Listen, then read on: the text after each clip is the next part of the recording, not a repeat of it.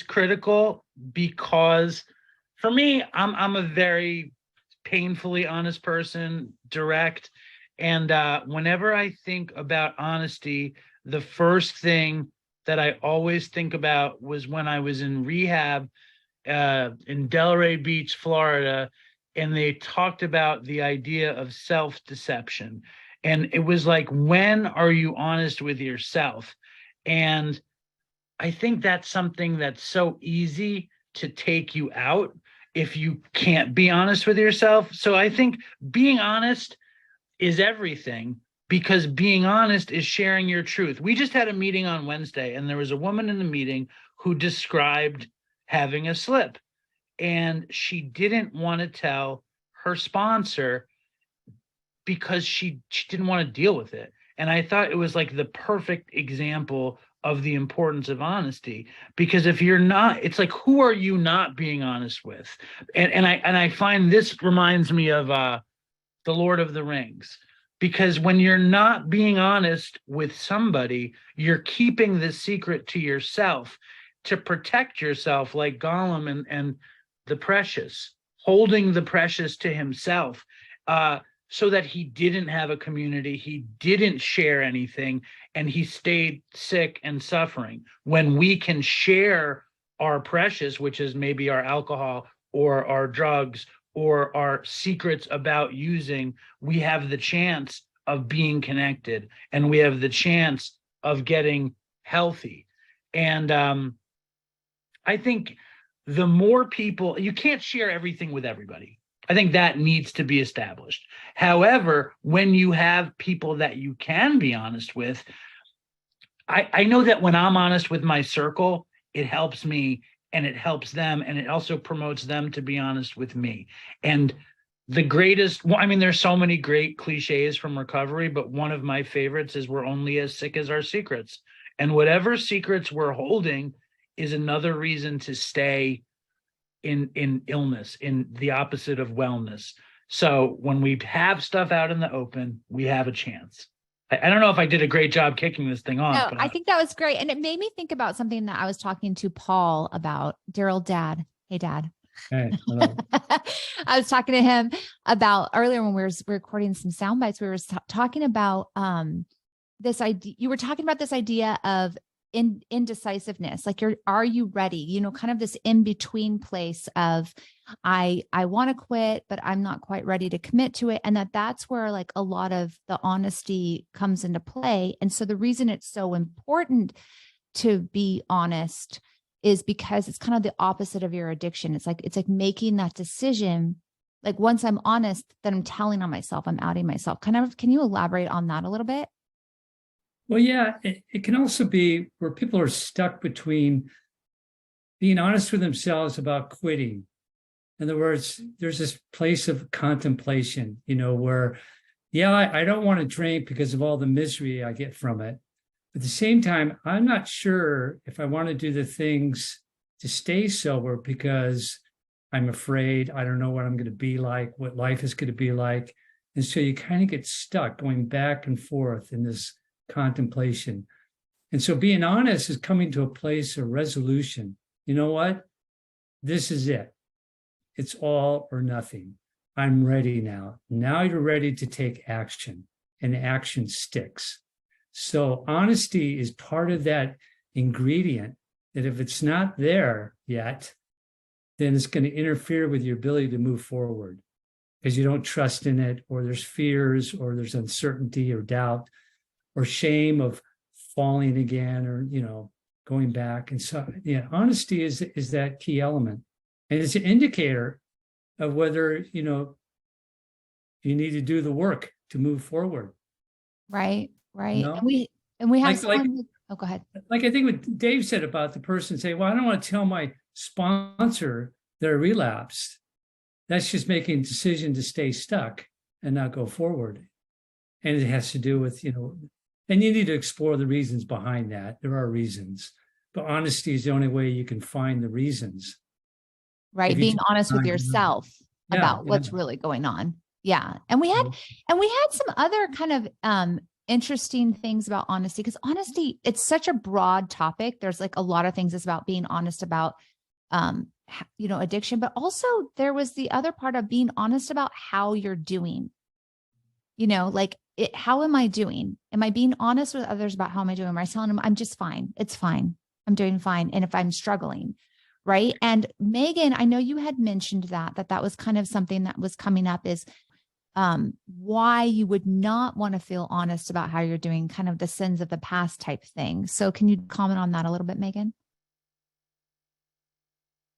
Hello, everyone. I was going to go through and like name some names I recognize, but I'm like, I like know a good amount of you, so we'll be here forever, but it's just so good to see everyone here tonight. And yeah, I think with that, sometimes we do say, like, this is the thing, what I was thinking about honesty. For me, it's almost like, it's also like saying actually how you feel. Like a lot of times we do just say, if somebody asks us like, yeah, it's good. Because we don't want to like either tell them that we're struggling, or we think people don't want to listen to us. So we just say it's good, but it's not good. So we're lying. So that's kind of lying, And so then I've sort of gone into like, what is lying and what is just telling our truth and saying just how we feel. Like it can go down, even something as basic as you're going out to dinner with a boyfriend or a friend or whatever. And they say, what do you want for dinner tonight? And you say, I don't care. But really you do care. You want sushi tonight, but you don't want to just say how you feel.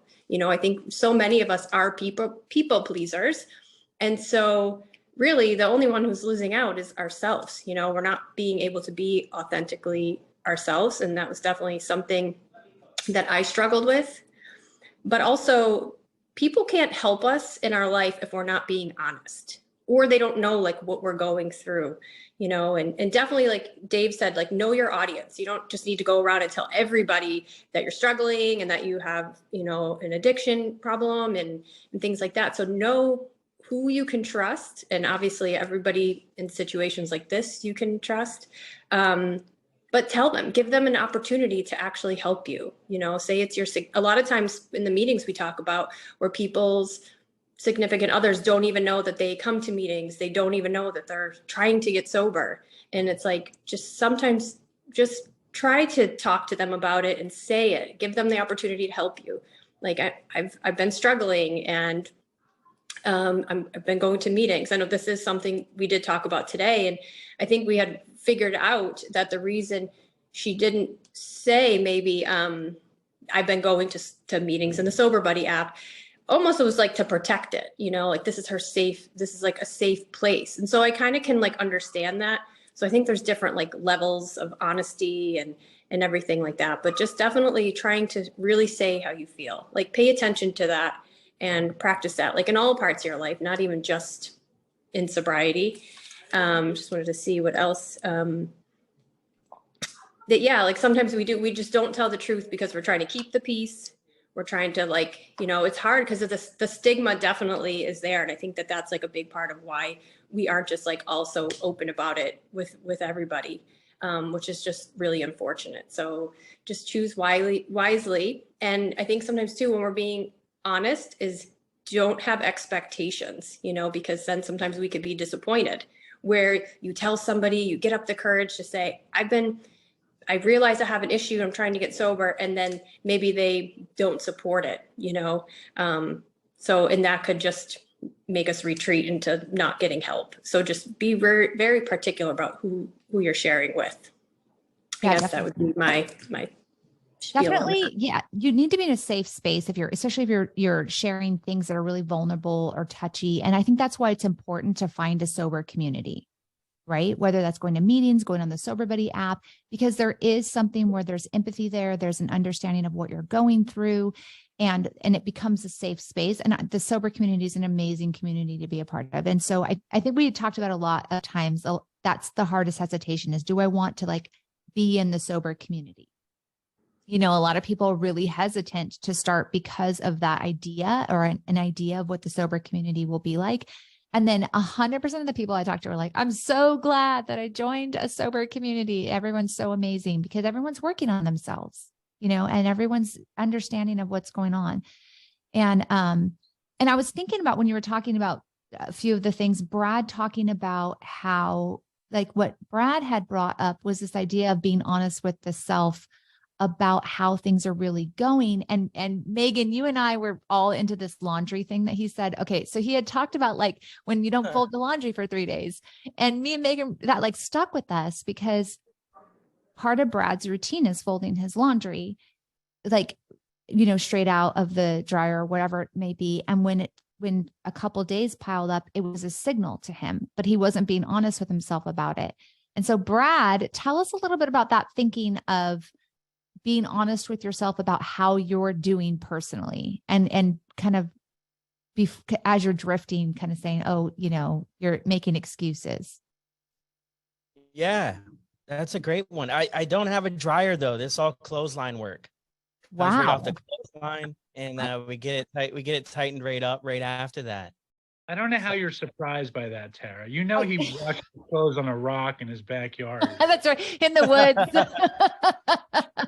After he gets Clean 'em in the done shower. canoeing. That's how we do it in Uganda. That's true. That's how you do it in Uganda. That's true. I'm curious too, on top of that, I'm wondering, like, if there's anybody with like 90 days or less in here, maybe drop it in the chat if you're comfortable too. I'm really curious to see where people are getting started at. I saw a lot of the other ones, but they kind of flew by, so it was hard for me to catch up with them. But no, I think a big thing I learned when I went to rehab, when I was 17, was the first time I learned about routine and structure. So the routine and structure is hammered into you. If anybody's been to rehab, you know the drill, right? You make your bed, you tighten everything up, you sweep the floors, you make sure you get in the corners type deal. At least the rehabs I went to. And what I figured out at the time, I thought it was the most ridiculous thing ever. And then I leave rehab and I go back to using and, you know, all that type stuff. And then when I finally sobered up, and I really reflected back and understood how important all those small things were, because I had a mentor tell me how you do one thing is how you do everything. So if you shortcut your laundry, for this example, or if you shortcut making your bed in the morning, that's only going to lead to you shortcutting the bigger, more important things, but they're all really important. Even the small things are important. And so that was really a signal for me when I was getting out of that routine. It was a signal for if I had a relapse or something, I could always go back to that routine. Well, where did I slip up in that routine? Well, I was in a rush today, so I just didn't do that, and I didn't do that, and then you just feel a little bit off, and then you kind of open up the door to everything that's next. So it's important to me in my life and recovery and sobriety now is to always pay attention to everything that's going on, that routine, make sure I'm sticking to it. And when I'm not, then really being honest with myself about what's going on. Like, is it stress getting in the way? Is it that I'm just making excuses for stuff that, you know, I really need to examine that? And not to say, like, if I just don't, the whole thing is not to say, like, if you just don't make your bed in the morning, things are not going to be good for you. But that's not the case. It probably isn't, you know, going to be the case for many, but it's an indicator of where things are headed, you know, for us in our own routines. Everybody has their own routine about what they do, and you'll feel comfortable with that. I also had another thing to throw out there too, because Megan had a really good point too about how we walk around. Oh, how are you doing? Right. Your coworkers, everything's good. Yeah, everything's good, Bob. Like, life is beautiful, when it's really not, right? So that you're just not really being truthful and honest. And not that every coworker or every person you come interacting with needs to know everything. But what I did early on, because I wasn't really comfortable telling people sort of the dumpster fire of the life I was living, I kept a journal, and I just committed to myself to be honest in this journal with myself. And that was like a place for me to start before I was really like ready to share it with the world. So maybe if you're at a spot like that and you don't have, you know, a ton of people around you that you can really be honest with this stuff, like maybe just keep yourself a little journal, and that, at least you're getting it out somehow, instead of just like keeping it all inside. But this is an incredible topic about being honest. I mean, Dave brings up, you know, maybe one of the most famous expressions in all the world of recovery is, you're only as sick as your secrets, right? So sharing stuff, you know, there's something there, right? We've probably, most of us have probably heard that a few times over the years. So I have a million other notes, but I'm not going to read them all off to you guys. Another great quote that's really along those lines is shame dies when stories are told in safe places. So again, it's that safe place thing because, you do need the right audience for it. And I think that's a really key thing. Again, the sober community is a really great place for that. And then speaking of the sober community, I'm going to do some shout outs here to everybody who put their days in. Tia, hello, Tia. Tia's on the app. We love Tia. We've talked about her before. She's got 63 days. Ingrid has 5 days. Let's see. We've got Marlon with 15 days, Alec with 7 days, Jennifer with 48 days, Julie with 6 months, Sophie, 3 months almost. Day 1 for Mata. Good for you, Mata. Way to go. Nye, Dave. First meeting, you have 1 day I'm looking at. I can't see all, you have a lot of numbers there. Okay, you're a wise owl. You were called a wise owl by Stephanie, Brad. And 18 days with Melissa B. And I know a bunch of people put their days in earlier, but that was just kind of all was on the bottom there. And just real quick, before we open it up for everybody else to share, I wanted to talk to you about a couple points of what does honesty look like? Because sometimes it's hard to pinpoint in ourselves, like what it means to be honest. And we talked about this a little bit about this idea of, it's not just telling the truth. It's also not. So sometimes we'll tell like partial truths, or we'll tell like part of the story. One of the examples that we were talking about is like, you're going to be working late and your spouse says, hey, we need some bread at the store or whatever. And you go and you're like, okay, I'll pick it up on my way home. I'm going to be home late with the bread. And then you also, on your way home, you also go stop at a friend's house. Then you get the bread and you go home and you say, here, I got the bread. I'm home. So you're not lying because you worked late. You really did work late. You really did get the bread, but you're kind of leaving out that you stopped at the friend's house because maybe your spouse knows that that's a friend you used to drink or use with, or there's something there, so you're leaving out that piece of information. So left out pieces of information are also, not being honest. So it's all about kind of like saying, am I hiding something? It's kind of like, am I hiding something? Am I protecting the addiction? Right? Like, am I protecting? And it could be anything. If you find yourself protecting the addiction by hiding it in some way, that's where this dishonesty comes in, either from yourself, by being dishonest with yourself about how you're protecting the addiction, or with other people. And that could just be not saying anything at all or omitting as well. So I think it kind of all comes down to, am I protecting this? And then also noticing where you don't feel safe, right? If you feel like you want to share, but you don't feel safe, that might be something to take note of and saying, do I need to go find another place to feel safe? Or is there a reason I don't feel safe? Or is this valid that I don't feel safe? So just some questions to throw around. Dave, did you have something you wanted to say? Yeah, I want to say one thing, which is that it doesn't, I agree with most everything that's been said, and how it is great to be in the sober community, and that Brad is a wise owl, even though he hangs his clothes to dry on a clothesline and not a dryer. I believe all those things to be true, but I also believe that honesty is only as good as the actual unfettered truth. So if you can't be honest with a community, and I loved what Brad said about writing in a journal, but if you can share with one person the absolute truth, it's out there. It's there to see, and someone else can see, and you can examine it together. Take that leap of faith.